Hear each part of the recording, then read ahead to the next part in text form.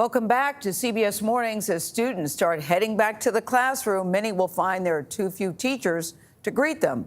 The country has at least 280,000 fewer teachers than before the pandemic. And listen to this number, 72% of school districts nationwide did not have enough applicants to fill all of their open teaching positions.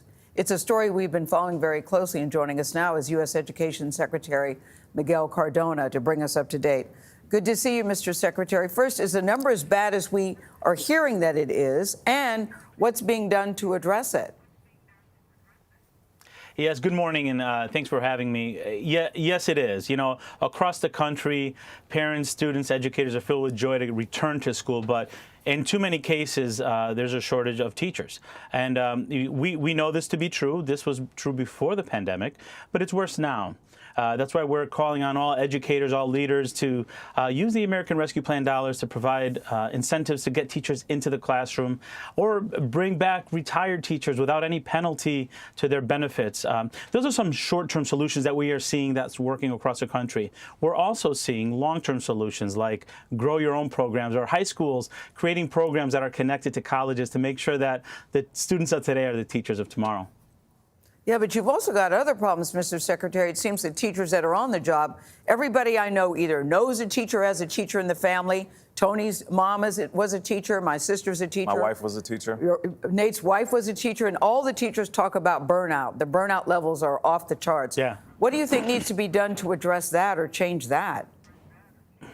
Of course. Look, if we're serious about addressing the teacher shortage issue, we must address the teacher respect issue. And what that means is providing competitive salaries. That means improving working conditions for teachers across the country and listening, right? Including their voice in this reimagining of schools.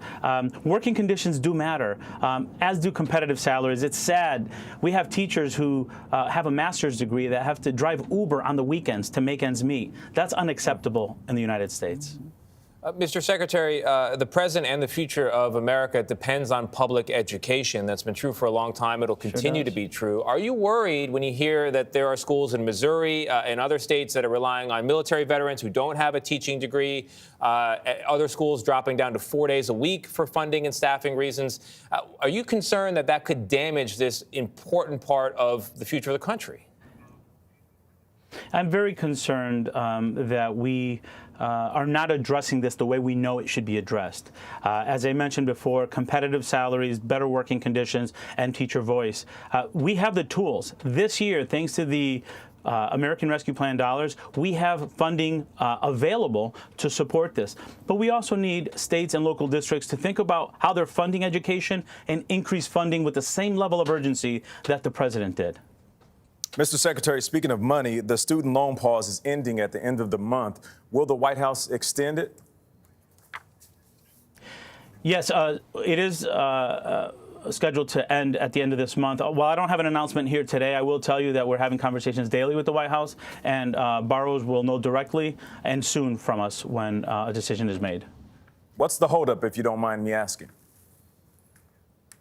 Well, again, I can't get into the conversations that we're having daily, but I will tell you that from day one, the president's been very clear about making sure we're leading with students first, right? And we've been proud of the $28 billion in loan forgiveness up to this point, and the policies that we've changed to fix a broken system. So we recognize Americans are waiting on that, and we're going to be communicating with them as soon as we can. Can I ask you about teacher salaries again? Because everybody always says teachers need to make more money, they should be paid. I don't know anybody who disagrees with you, but that never changes. So what is it going to take for teachers to make more money in this country? Who do we need to tell? Who do you need to call? What do we need to do? Look, remember during the Omicron surge where our schools were closed because our educators had to quarantine? Yes. Remember the disruption that caused across our communities, across our country. Let's not go there again. We're at the doorstep of a crisis. And if we're not taking this seriously, and if that wasn't a warning that we need to really lift the profession and pay them competitive salaries, especially when the job market is what it is, then we're missing an opportunity here. So, but who to makes all the that governors, decision? to all the who the makes mayors, that decision? Well, state education funding, right? State education funding is the place to start. The federal government makes up about 10% of education funding in general. Look at the increases that we put in it, not only with ARP, but in our yearly budget. I want the same level of urgency from governors and from county and city leaders across the country. Yeah. It's not only pay either, it's freedom to teach. A lot of teachers feel that they are in these very narrow lanes, being watched very closely, and it's a dangerous profession to be a part of. That's part of a longer conversation, though. Secretary Cardona, thank you very much.